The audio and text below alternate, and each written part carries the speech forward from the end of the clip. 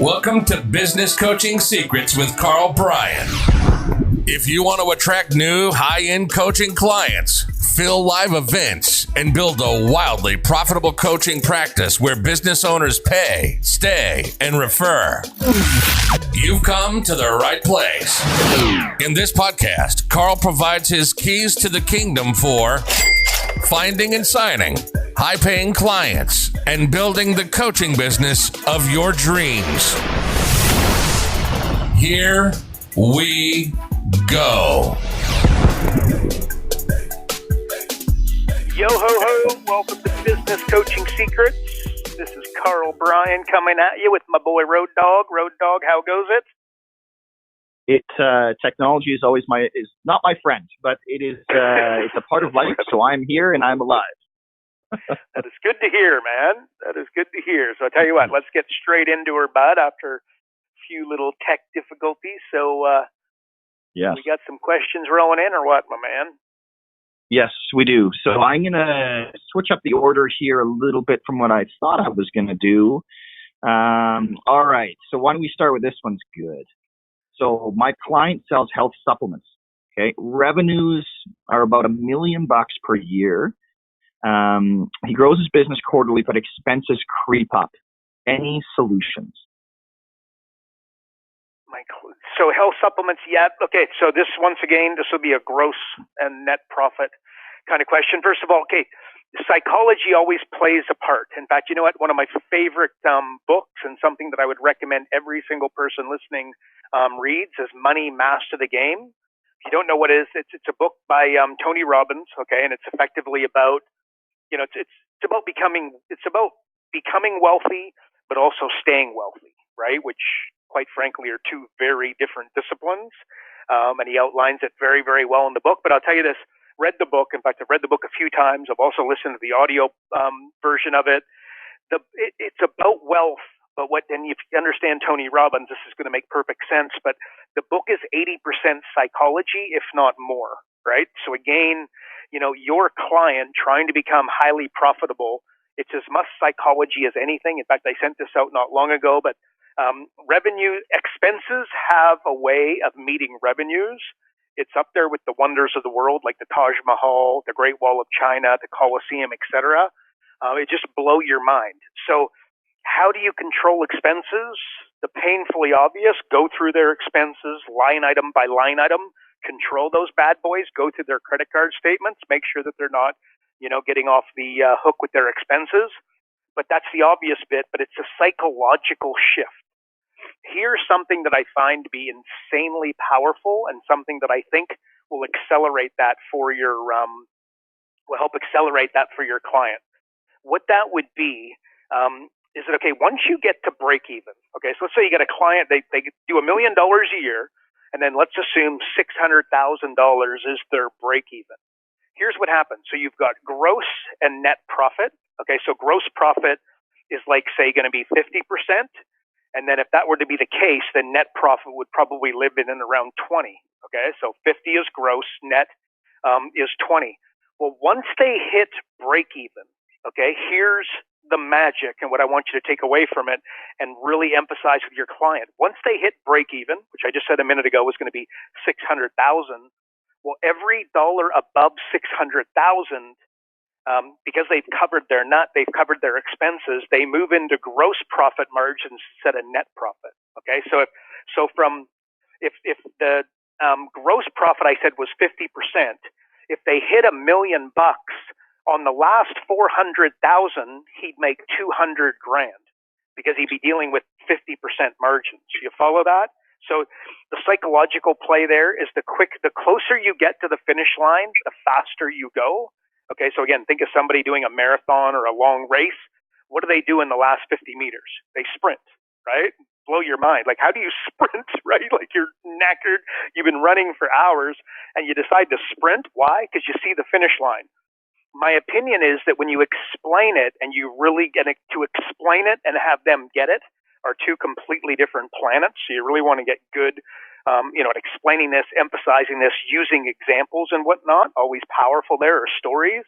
But when your client realizes that they hit 600,000, if they control their expenses, that they are now going to make $200,000 on that next 400. Okay, so again, 600 grand to $1 million, they make $200,000 of profit because they're working on gross profit margins. I find that that is a very powerful psychological trick with your client.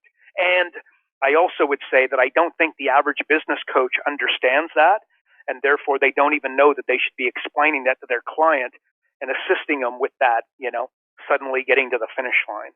So that's what I'd say to this. His expenses constantly creep up the revenues. This is not unique to him by any stretch of the imagination. Like I said, it's up there with the wonders of the world. But it's a problem, right? Because this is when you have a client that will say to you, I never feel like I get anywhere. And frankly, they'd be right, because they're operating on net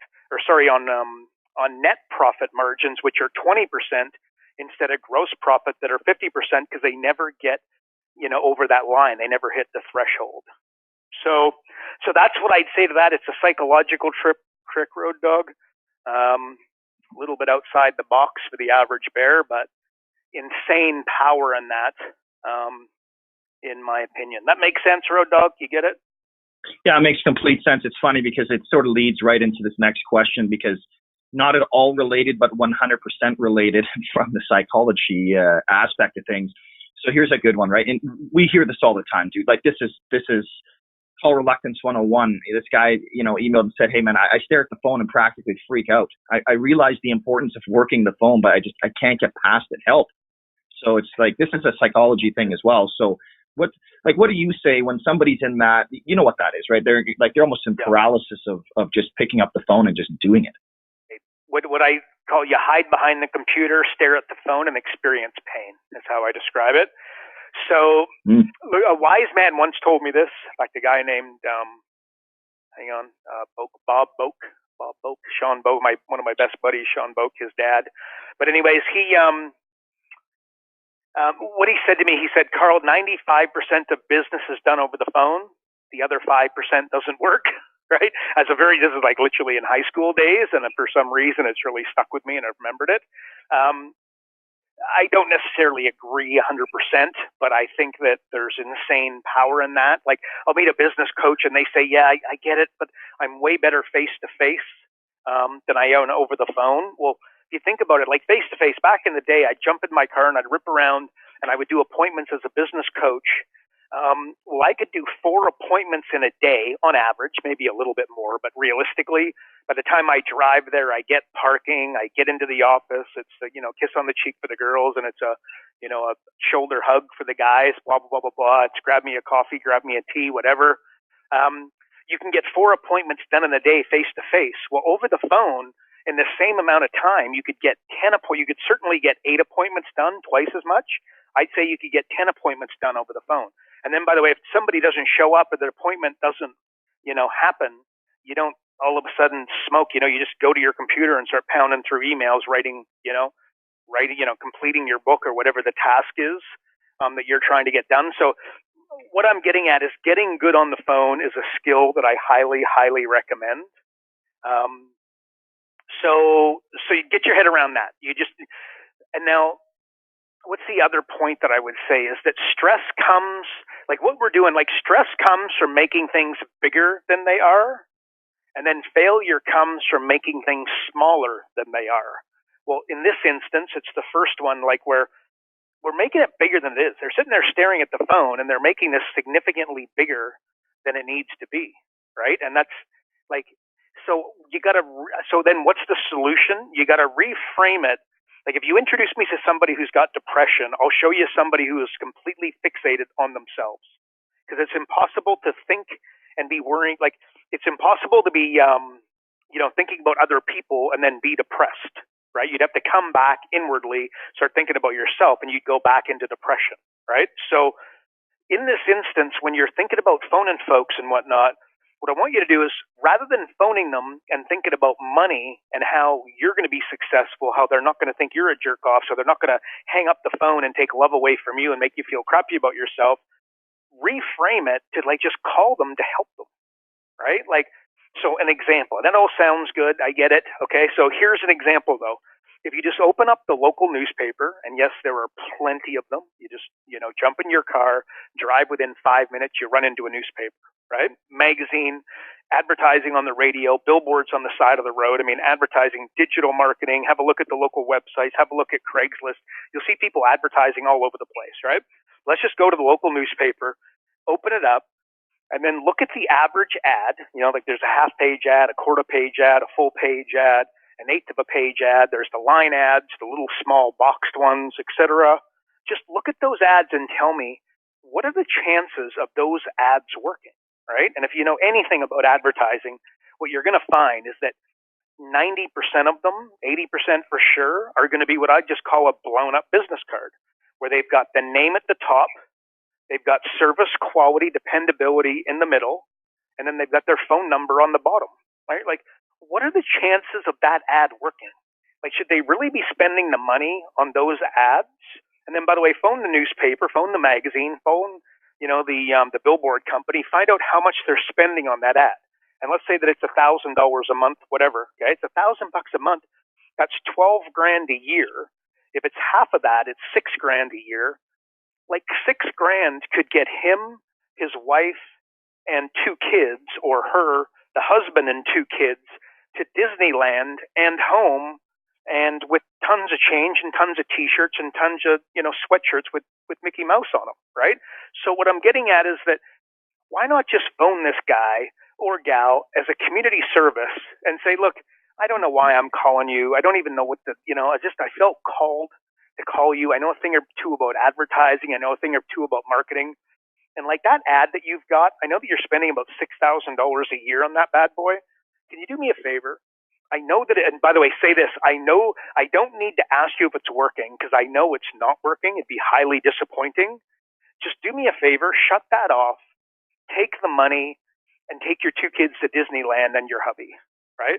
Like if you did that 10 times, and by the way, don't make this phone call. If you think that they've got a great ad, don't make that phone call. But if you look at their ad and you see a blown-up business card, you know it's a waste of bloody money because a blown-up business card in a newspaper is a waste of money, right? Well, just phone them to help them out. If you did that 10 times, what do you think? 3 of them are going to tell you to F off, right? Hurt your feelings. Sorry about that. And quite possibly not, by the way, but let's set ourselves up to make sure we don't get disappointed here, right? Get our feelings hurt. So just prepare for that. But what do you think a solid 3 out of 10 would do or say? They'd say, how do you know? Especially when you say, I know that I don't need to ask you if the ad's performing because I know it's not. They are then going to say they're going to be super curious. Remember, at the beginning of a sales process, your goal is to make somebody curious, to take it to the next step. What do you think they're going to say? They're going to be like, well, how do you know that? Saying, well, look, I teach this stuff for a living. I'm not on the phone. I'm not trying to make a sale. I don't have a path to money. Take that away. Make them feel comfortable. Right? And just say, look, that ad is not going to work. It's a blown-up business card. If you want advertising to work, you've got to have a headline. You know, you just follow the conversion equation. Explain that to them. Give them a couple of examples and say, look, I really got to get going. If you want some help, feel free to buzz me in the future, but that's it. And now watch, all of a sudden you're about to hang up the phone. And sometimes, not every time, some of these phone calls will be a waste of time. They're going to be like, wait. Look, I want to chat to you more. What would you know what I mean? And now all of a sudden you lay down the process, especially if you work with us and you've got the abilities to find somebody $100,000 in 45 minutes without them spending an extra dollar on marketing or advertising. Conveniently, you drop that into the conversation and say, it's not just about advertising. I can help you in a bunch of different other areas. Do you want to set up a 1-hour time? I've got some time on Tuesday or Thursday where it works for you, right? So the reframe there, what was important? I gave you a little bit of a script, a bit of a framework, but most importantly, phone them to help them as a community service because they're buying ads and they think this is a good idea, right? And believe me, the person that sold them the ad would told them it's not a good idea, it's an amazing idea. This is what's really going to transform things for them, right? Like if you think about advertising, a lot of the time it's like a suicide line, right? Like if somebody phones the ad in the newspaper that says, hey, you know, we're looking for advertising to get your business, you know, call here. It's like the business is on life support. That's why they're calling, right? This is nobody buys advertising. What they're saying is I'm willing to spend money to try grow my business. I can't think of a better prospective coaching client than that.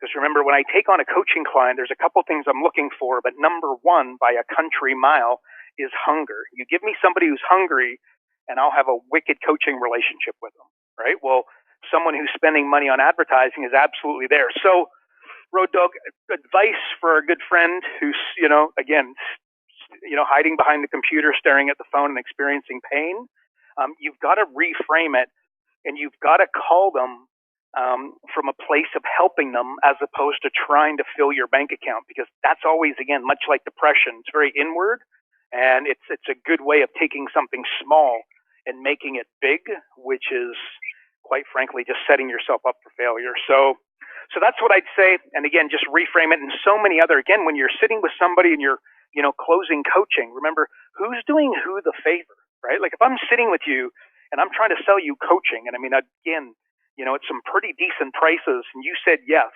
Again, I wouldn't say thank you. I say congratulations, right? Like think about the adjustment and the thoughts there. Like who's doing who the favor? Believe me, when you're a great coach and you start coaching a hungry business owner with a lot of opportunities that you see but they don't see, which is always the way, things are about to shift in a very positive way for this business owner. Provided, of course, now I can almost feel as I say that, you thinking, but I've coached people and they didn't get anywhere. Well, okay, that is the equivalent of people have bought Mercedes-Benz cars for $70,000 and got a lemon, right? Like this happens once in a while. It doesn't dampen the enthusiasm to send the next Mercedes. When somebody and other folks, have 18-year-olds who take the Mercedes and do donuts with it and screw the damn car up.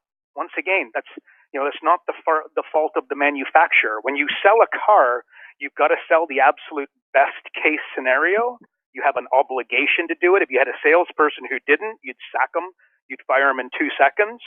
Well, when you're selling coaching, you've got to have that same attitude. But do understand that when your coaching client does their part, you do your part, magic happens, like almost guaranteed, right? Like it just does. When coaching doesn't work, it's because the client's not responding. And there's no such thing, another rabbit hole, let's not go down that one, but there's no such thing as a bad student. There's only a bad teacher. So possibly you need to refine and improve your coaching skills before you blame everything on the client, because what you didn't do is you didn't find their pain point. You didn't find what was going to move and accelerate them. But at the end of the day, when you sign up a coaching client, you do your part, they do their part, magic happens. And you need to sell it with that in mind, right? So pick up that damn phone, send out those emails, post on social media, get in front of folks on a regular basis, because it's, magic happens when a coach and a coaching client get together and do their parts, Road Dog. So there you go, bud. Well, and Carl, the other thing I'd add too is you're not going to have a home run every time, right? Like that's the one part that I think is interesting, because you can hear a message a million times. So you talk about, the teacher and the student. Well, sometimes the student isn't ready to receive the way it's being taught, and they need to hear it in a different way. And maybe that's not you on that day. Because I look at this and I think there's, the expression of be willing to do the things that no one else is wanting or willing to do, right? Like that whole, to have the 1%, you must be willing to do what the 1% do. So there was a time, and this is a couple of years ago. It's funny. It's like, I've heard that expression so many times. And all of a sudden, you and I were having a conversation, and then you made the comment of, oh, Doug, just pick up the phone. Like, be willing to do what other coaches aren't. And it's crazy. I'm like, man, I've heard that a million times, but all of a sudden it resonated, right? Yeah. So that's the piece, guys. Like, you need to build that mindset of, I need to do this to have the business that I want. Like, that's it. That's all there is to it, right? It's not much more complicated than that. And Road Dog, would you agree? And just don't have an expectation. Small piece of action, right? Small piece of action. The snowball starts to roll, right? Just pick up. So it's not about having an expectation. But picking up the phone so that you pick it up a second, third. It's like Tony Robbins says, don't go for a 10-mile jog. Walk around the block. But then guess what happens? Right. Nobody walks around the block. They end up walking for 15, 20 minutes, and then they do it again tomorrow because it felt good, right? So it's small piece of action, correct? It's people starting a new diet and having an expectation they're going to see a result within a few days, and they don't, and they give up, right? It's like young Karl Bryan going to the bar. He didn't give up. He kept going back, and look at him now. I did. Right? Yes, I did. But this is it. And anyway, so I just want to reinstill that mindset, right? Like, it's don't have an expectation going into any of the phone calls, and it's amazing. Once you lower that, then it's just the conversation's going to go that much better, and naturally you're going to have a better result. It's like golf, where everything is absolutely backwards, right? Like, it's just you think, well, how would I, by holding the club this way and doing that, like, it just seems backwards, but that somehow it works. So that is life. So all right, let's move along here, because I could tee off on that subject and a half. All right. Client owns a successful accounting firm. Okay, this is interesting. He's thinking of investing in software with one of his clients. Okay, so that's interesting. It's accounts payable. So that kind of makes sense, right? That would sort of tie into that, an accounts payable software. So what are your thoughts, Karl? The guy, accounting firm, wants to invest into an accounts payable software with one of his clients. Okay, so there is no shortage of look, first of all, this is gray on steroids, right? I can't say yes or no. It could be, the next great software, and then it might also be a big fat lead balloon. These are things that a lot of variables at play, and it sounds like this is early days, so that answers, this is an intangible. This is one we're not going to be able to piece together right now, right? But I will tell you this, there is no, in fact, I think we actually answered something similar to this either last week or the week before, where if you invest your money in somebody else's company, what you're really saying is that they're going to make more money, a greater return than you are, right? And then you got to ask that question, come up with that answer first before you take the next step, right?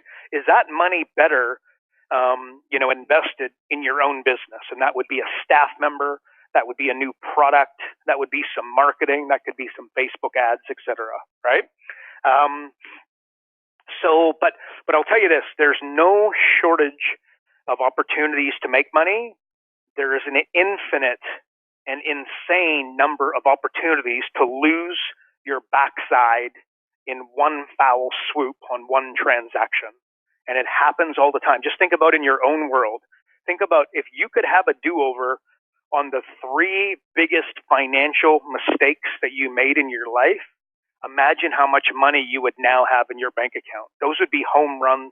That would be like if you could just have those 3 do-overs, you'd be like, that would be the greatest return of all time. So I bring it back in my email. Sometimes I often talk about, the coach punts on 4th and 1, and the quarterback pretty much always wants to go for it. And so do the fans, right? This is where you need that logical thinking. The more emotional you are, the less logical you are, right? Which sometimes works in your favor, by the way. But in an instance like this is when you're dealing with money, this is not a time to get all hyped up, right? Like Warren Buffett doesn't get all hyped up before he goes and makes a call financially, right? He thinks about it very logically. He gets the numbers in front of him. He paints a very clear picture with numbers, right? And then he makes a decision based on that, right? So the punting on 4th and 1, again, sometimes ground gained should be measured. This is stolen straight from one of my mentors. I hope I'm not messing it up, but ground gain should be judged not only by forward progress, but losses averted. Right? You're going to follow that. Think of 4th and 1, right? Because if you went for it, home run city, but if you missed out, they've got the ball on the 30 or 40-yard line. They're already in field goal territory. This is a disaster. So you get disasters averted. So that's the answer that I would give. Number 1, before you take the next step, the question has to be, what kind of return could I make if I just took that exact amount of money and time and resources and put it into my own company? Okay. And if he feels like he's at a point where he's grown to, X amount, he's doing a few $1 million a year and he's really exhausted his desire to, expand upon that accounting firm. And he feels like the software is going to be some more recurring and utility type income that he could use, then he should look at it. But I'd be cautious in a big bad way, not just in money, but in time, before he goes and takes that next step. Because again, I started with this and I'll end with this. There is no shortage of opportunities to make money for you, me, our coaching clients, but there are infinite number of opportunities coming at us thick and fast where we lose it all in one foul swoop. And software, which you're talking to the right guy, because believe me, I'm in the process of, Profit Acceleration Software 2.0. I mean, the challenges, the resources, you just got no idea the number attached to it at this point. It'd make your eyes water, but we're in there. Do you know what I mean? So if things could, go at some stage, you run out of cash. Like businesses don't go out of business because they run out of ideas. They go out of business because they run out of cash. Well, if this software goes sideways and they have to do a do-over and they have to start again, and the last development team screwed them around and they've got to start again, and again, the numbers creep up, not to mention the time and resources. Don't think for a second something like this could turn a very successful accounting firm upside down a little bit because of the cash required, et cetera, to get it going. And if you can't, then you got to go and, then you're going to take on investors. And again, what does that look like? Now you're talking about compliance, right? Because if I'm going to invest money, I'm not going to invest it without some compliance, and that, on a quarterly, biannually basis at a minimum, I need to see some reporting as to where we're at, what the numbers look like, et cetera. So once again, it puts a strain on resources. So a gray matter big time. Accounts payable software, there is synergies there. A lot of the time, actually, I think this is relevant too. You've got an accountant thinking about doing accounts payable software. Now, this makes a little bit of sense because it sounds like this is synergistic. He could go to existing clients and already have, clients that he could literally just plug into it. This is a great, this is good. This ticks a box big time. Often you'll hear from the accountant that he is going to invest in software completely, out of left field in comparison to what he's currently doing. Like an accountant is B2B. So then all of a sudden it's like a B2C, business to consumer application that he's thinking about launching and, doing with his new business partner. That is something, again, I'd be 10 times more cautious with. Because in this instance, he's got clients ready to go, or it appears that way. When you don't have those clients ready to go, once again, you got to think significantly longer and harder about it. So that's the answer I'd give to our buddy coach in the accounting firm, my man. I just want to personally thank you for making a football reference and not mentioning Tom Brady this week. That is amazing. It's like you have the biggest man crush on Tom Brady that I think, and you're not even a Patriots fan. It's amazing. But anyway. The guy is a stud. Come on, he's a stud. Well, here you go. Here's my segue. Speaking of mastery, oh my God, here we go. As a Broncos fan, it sickens me to say it. But somebody actually wrote in, it's all caps here, mastery. It says, I read about your thoughts on mastery. I want to take the next step with my coaching biz. What specifically would you study if you were starting again? That's a great question. If Karl Bryan, speaking of do-overs, all that stuff, here we are, a young, handsome Karl Bryan is just full of energy and ready to go. What is he studying? What is he doing? Okay. So I think it's important before you start. And I agree, man. Unbelievable question. And I do agree, mastery is something that everybody should be, just become the beauty of mastery is it's you against you. Okay. So that's every day you got to get a little bit better. And at some stage you're going to hit a point where somebody's going to, call you a genius or say that, you literally have magic powers in a specific niche. Okay. So before we start, I think I'd line up what are the areas that you could spend time on, right? So there's internet marketing would be an example, business finance, which is something obviously I've been, at a very high level playing with and, learning. It's not something that comes overly natural, quite frankly. But again, I find it to be super powerful. Psychology, that's something I think you wouldn't be a coach if you hadn't, studied Jedi mind tricks and psychology and, Tony Robbins type stuff. I think that's so nail down what it is.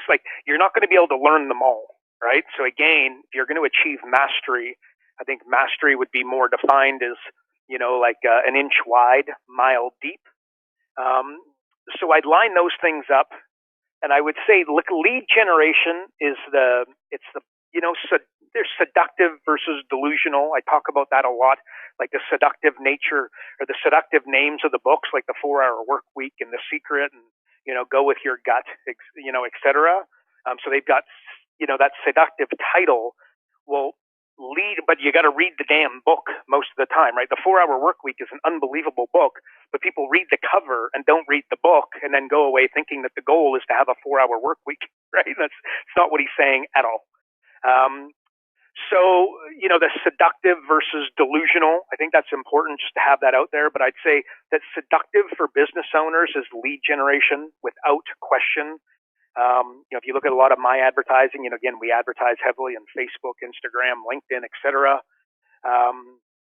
So we go lead generation, because I know the conversation going on inside the average coach's head, and it's not around helping their clients. Frankly, that's unfortunate, but that's just a reality.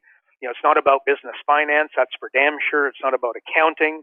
It's about generating leads, right? So they mistake in their head, they have a connection towards lead generation and then money. So again, when we promote, we do lead generation. So, and by the way, it's absolutely incredible to be able to generate leads at a high level.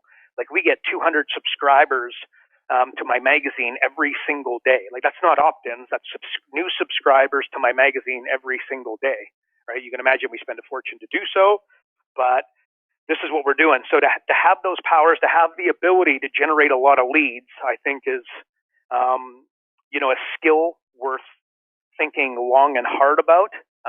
So I think that that's one that I'd be thinking about. If I was starting off again in coaching, lead generation is something that I would study at a really, really high level. Like advertising, again, you guys have heard me say this before, but a company that's growing off word of mouth and referrals, right? Like, that's just a business with a huge glass ceiling, right? Turning advertising into profit, that is a superpower. And once you can do that, you literally are limitless with where you can take your company. End of story, right? So advertising to profit is an absolute superpower. And this is something that I think we should all be undertaking as business coaches, but also I think that that's an area that would make a lot of sense to achieve mastery in as somebody starting out. I will also tell you, through my my journey here over the last couple of years of learning business finance and kind of light accounting, but really business finance, I can tell you that there are magical superpowers there that I just, again, why I've got so, frankly, borderline. I mean, I literally spent, 5 hours. I literally sat, I swear to God, this is not a word of exaggeration. I needed a DVD player. So like, I have these audios, but then one's like a DVD. I literally sat in my car at the shopping center, and I was at the shopping center so that I was far away from my family, that I couldn't be interrupted, because I just needed to, for 3 hours, and I am not exaggerating, I've had 2 different locations, but basically because I had to go pick up some stuff for the wife. So 3 hours I sat in my car with a DVD playing on the front thingy-mabob, but I couldn't get that going, and I actually sat in the back seat for a short period of time until I worked out, hang on a second, if I press a button up there, surely I can sit in the front seat. If I'm not driving the car, it will pop up. Sure as heck it did. But that's what I did over the weekend, right? I spent 10 hours farting around learning accounting, small business finance, and 3 of them were spent sitting in my Jeep watching, this ridiculously small screen. So that's what I think it takes to become, like, somebody tells me they want to learn mastery. My question is, what did you do this weekend? Did you go drink beer with your buddies, spend Saturday hungover, which is totally fine if that's, if you want to take. But to achieve mastery, the level of dedication and whatnot it takes should just blow your mind. So again, I think that, understanding that going in is important. So if you're going to learn lead generation, expect to do the equivalent of, sitting in your Jeep and watching 3 hours of a video away from the family so you can be disturbed, so you could totally get it. And by the way, sitting on your phone and taking notes the entire time, right? But that's just what I think that it takes. But so I think it's a great question. What would I do? I think small business finance has some unbelievable magical powers that I don't think others are talking about and doing, which I think could give you a competitive advantage. That's personally my feeling. And again, part of why I think it's just so powerful. That's why I'm kind of becoming obsessed with it. But also I feel like no one else is talking about it because they're too busy talking about Facebook ads. So I think if you become the lead generation guy or gal, I think that you're throwing yourself into a melting pot that's already, I don't want to say saturated, but there's a lot of folks out there talking about this stuff.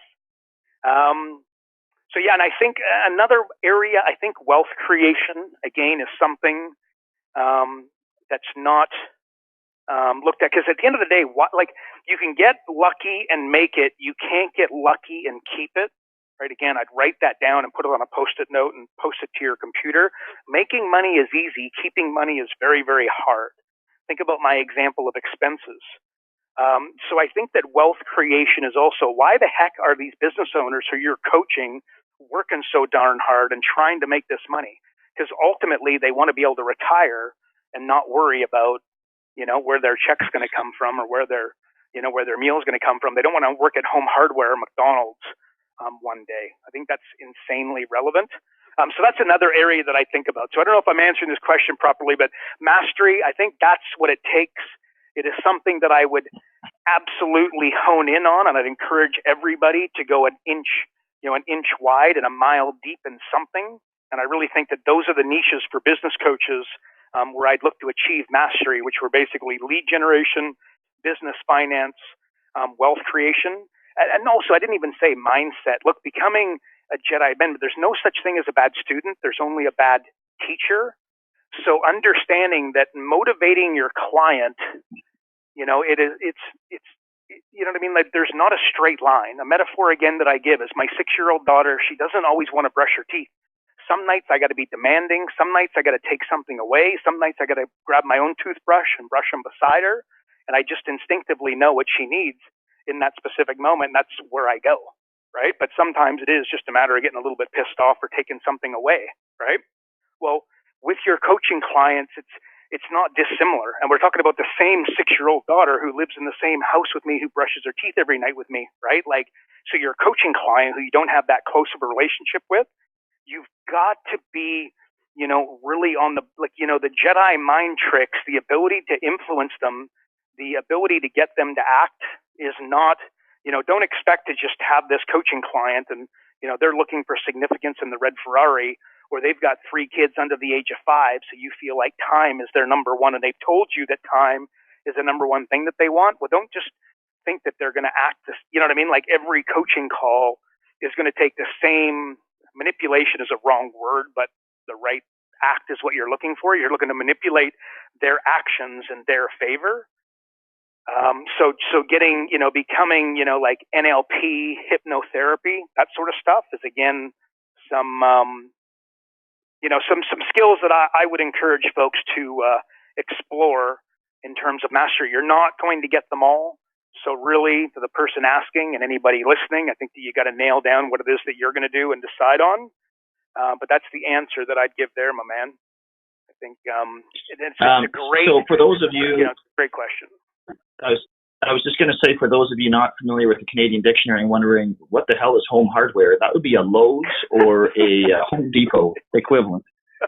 So just here to make sure that this is a global reach, Karl. So, hey, have you ever read the book Mastery by George Leonard, by the way?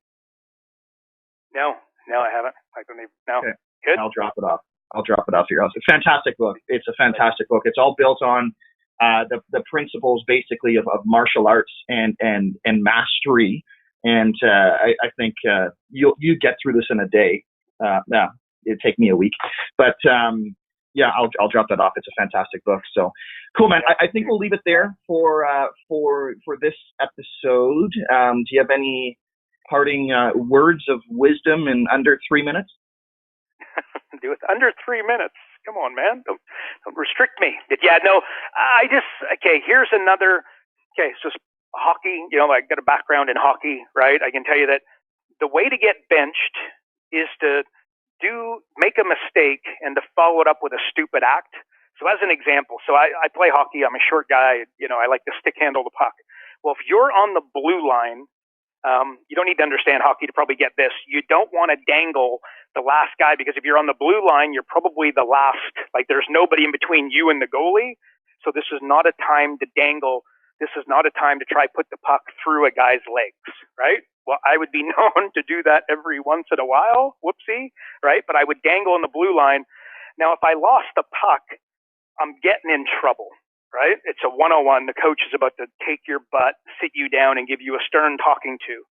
Well, here's how to not play a shift in the second period, is to dangle on the blue line, turn around, and then hack the guy, which I did this to a very good buddy of mine, Lee Mack, one time. Unfortunately, it was in a big game, and I dangled on the blue line, made a mistake, and then I two-handed him in the ribs. Actually broke the ribs, which I felt horrible about, by the way. He goes down in a heap.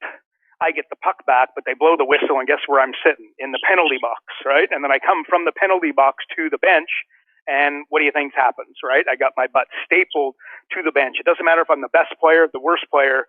This is how you get yourself stapled to the bench, right? If you're golfing, taking a bad shot and following it up with a stupid shot would be an example. Like, this is how you really make a mess.